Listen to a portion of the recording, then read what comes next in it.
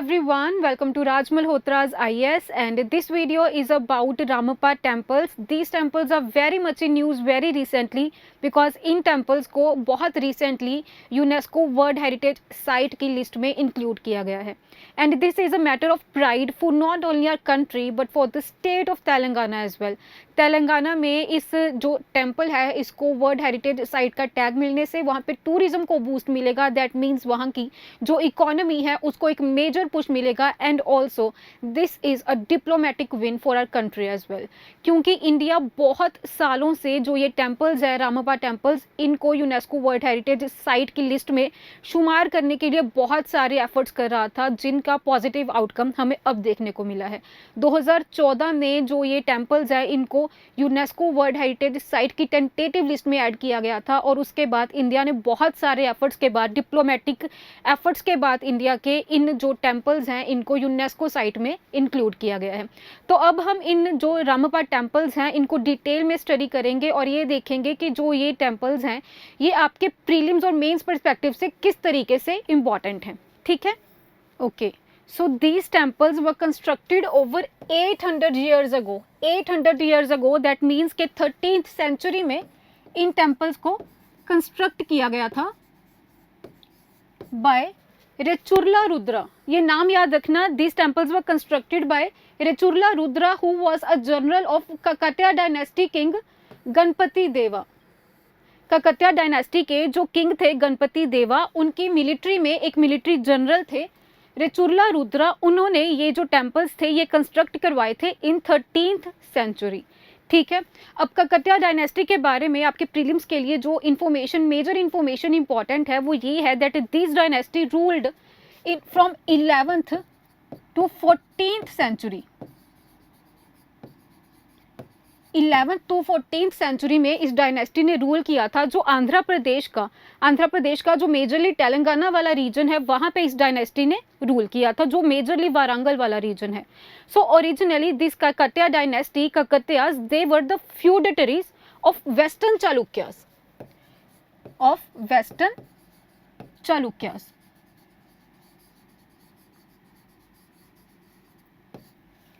Initially these Kakatiyas they were the feudatories of Western Chalukyas. और जो वारंगल वाला रीजन है तेलंगाना का, वहाँ का जो छोटा सा एक रीजन है वहाँ पे ये लोग रूल कर रहे थे. बट ओवर टाइम इन्होंने खुद को एस्टेब्लिश किया, अपना जो रीजनल डोमिनेशन है उसको एक्सपेंड किया, और वारंगल के आसपास का जो सारा रीजन था वो भी अपने कंट्रोल में किया ककतियाज ने. ठीक है, अब इसके साथ ही आपको एक और चीज़ याद रखनी है कि जो ककतियाज हैं इनिशियली जब उन्होंने अपना रूल एस्टैब्लिश किया तो हनमकोंडा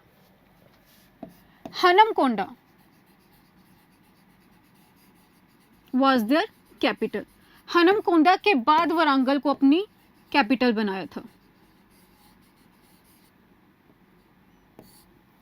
ठीक है, उसके साथ ही जो प्रतापपुत्रा वाज द वन जिन्होंने जो ककतिया डायनेस्टी है उसको एस्टैब्लिश किया था, उसको as a major rule establish किया था.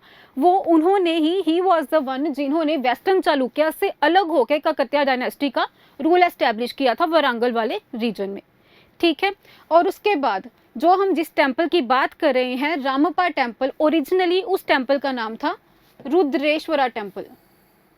Rudreshwara temple located in Warangal region of Telangana. This temple is popularly known as Ramappa temple. ठीक है, in honor of the sculptor who worked on this project for 40 years. 40 साल तक जो रामप्पा जो sculpture थे वहाँ के जिन्होंने ये टेम्पल बनाया था, उनके नाम पे उन्होंने 40 साल तक इस टेम्पल पे काम किया, और उन्हीं की याद में इस टेम्पल को रामप्पा टेम्पल कहा जाता है. ये आपके प्रीलिम्स के लिए बहुत इंपॉर्टेंट है because probably this is the only temple in the country जो वहाँ के स्कल्पचर के नाम पे जिसका नाम रखा गया है. ठीक है, अब इस टेम्पल की जो बेसिक आर्किटेक्चर अगर फीचर्स देखे जाएं तो ये एक वसरा स्टाइल ऑफ टेम्पल आर्किटेक्चर है. वसरा स्टाइल का मतलब है कि ये जो नॉर्थ इंडिया और साउथ इंडिया के जो टेम्पल आर्किटेक्चर्स थे उनका कॉम्बिनेशन है, उनका अमेलगमेशन है. नॉर्थ इंडिया का जो टेम्पल स्टाइल आर्किटेक्चर है उसको कहा जाता है नागरा स्टाइल, और साउथ इंडिया का जो टेम्पल स्टाइल आर्किटेक्चर है उसको कहा जाता है द्रविडियन. द्रविडियन। और इन दोनों स्टाइल्स को क्लब करके जो एक स्टाइल निकल के आता है वो है वेसरा स्टाइल, और वेसरा स्टाइल में ही जो ये रामप्पा टेम्पल है ये बनाया गया है। ठीक है, अब इस टेम्पल की जो एक कुछ मेजर फीचर्स हैं वो ये हैं। This temple stands on a 6 feet tall star shaped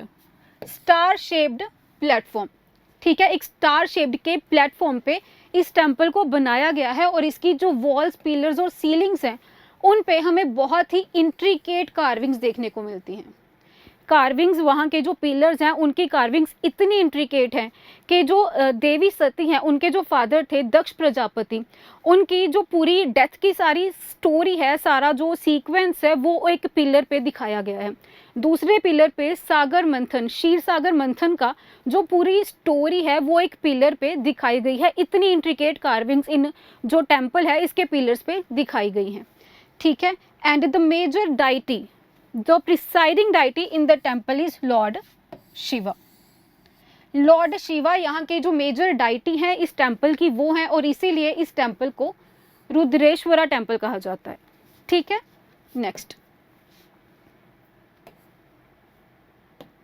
okay, now जो ये टेम्पल है इसको बनाने में जो टेक्नोलॉजी यूज़ की गई है वो है sand box technology. Very important for your prelims exam.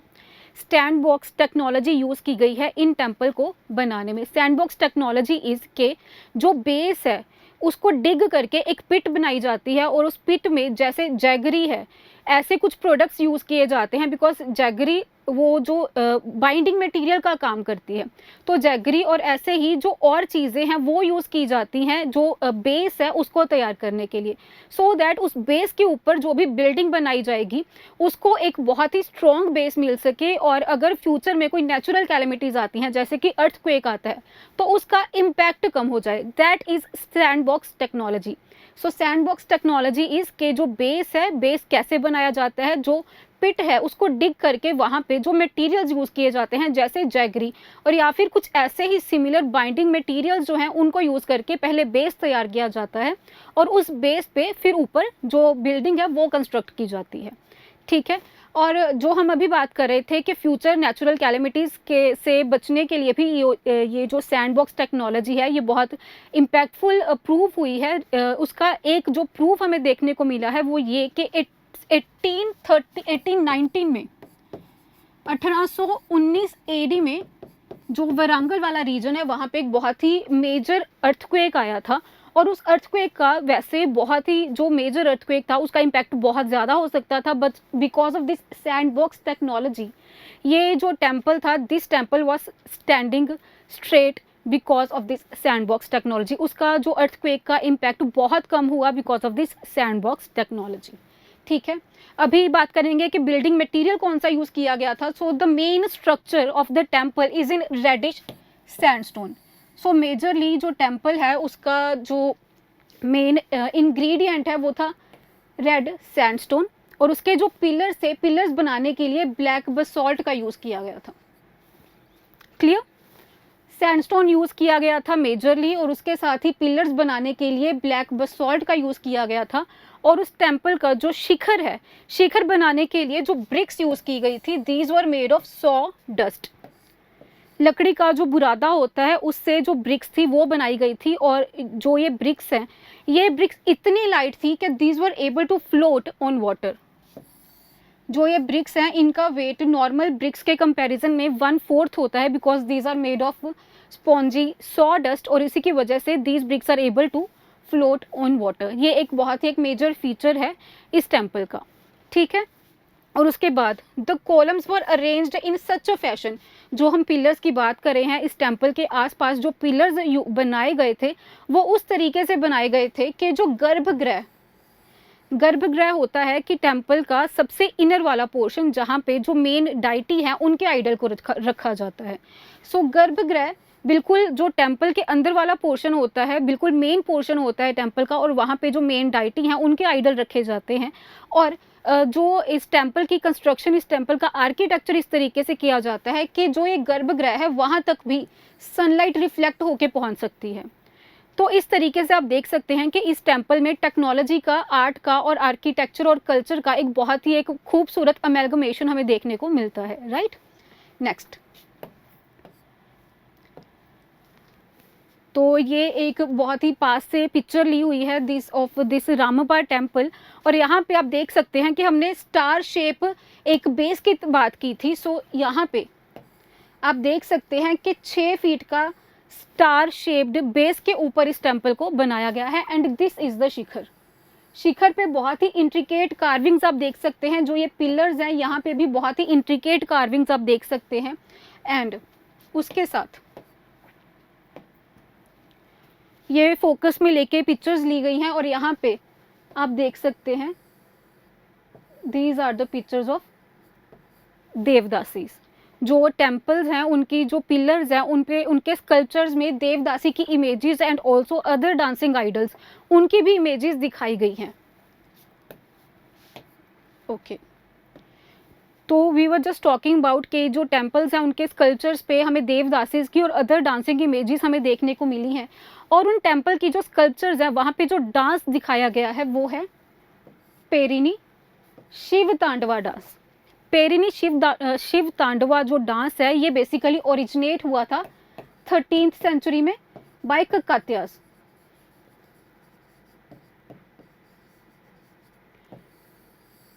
This Perini Shiv Tandava dance was originated in 13th century by Kakatiyas only, और जो ये डांस है this means the dance of warriors, और ये जो डांस है this is usually performed by males।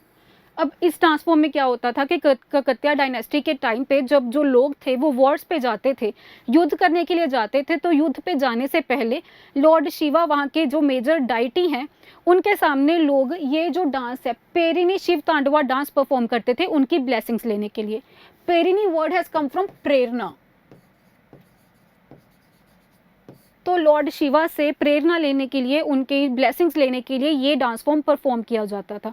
अब आपके प्रीलिम्स के लिए बहुत ही एक मेजर फैक्ट है दैट जो पेरिनी शिव तांडवा डांस है ये तेलंगाना से ओरिजिनेट हुआ है 13th सेंचुरी में। ककतिया डायनेस्टी के जो रूलर्स थे उन्हीं ने ये जो डांस फॉर्म है वो स्टार्ट किया था। And Nataraja Ramakrishna he was the one जिन्होंने जो ये पेरिनी शिव तांडवा डांस है उसको रिवाइव किया था। क्लियर। अब उसके बाद हमने जो फर्स्ट स्लाइड में बात की थी कि रामप्पा टेम्पल जो बनाया गया था वो किन के टाइम पे बनाया गया था, गणपति देवा। तो गणपति देवा की जो आर्मी थी उनके एक मिलिट्री कमांडर थे जयप्पा सेनानी। जयप्पा सेनानी ही was the military commander of Ganpati देवा। तो and he was a master of dance, and इन्होंने अपने टाइम में ककतिया डायनेस्टी के टाइम में दैट मीन्स 13th सेंचुरी में जो जयप्पा सेनानी थे उन्होंने एक बुक लिखी थी। बुक का नाम था Nritta Ratnavali. Nritta Ratnavali was a major treatise when it comes to India's classical dances. India के क्लासिकल डांसेस में जो एक मेजर बुक है वो है नरित रत्नावली, और ये लिखी गई थी बाय जयप्पा सेनानी। और उन्होंने इस डांस में कुछ मेजर डांस पोजेस को डिपिक्ट किया था, कुछ मेजर डांस पोजेस को डिपिक्ट किया था, और यही डांस पोजेस ये जो स्कल्पचर्स हमें रामप्पा टेम्पल में देखने को मिले हैं वहाँ उन स्कल्पचर्स में भी देखने को मिले हैं। And this dance poses also appear in this sculptures. ठीक है, तो ये कुछ आपके प्रीलिम्स यूपीएससी 2021 के प्रीलिम्स के लिए बहुत इंपॉर्टेंट कुछ मेजर फैक्ट्स थे इसी जो रामप्पा टेम्पल जो अभी रिसेंटली बहुत न्यूज़ में था उससे regarding. So that is it for the day. Thank you.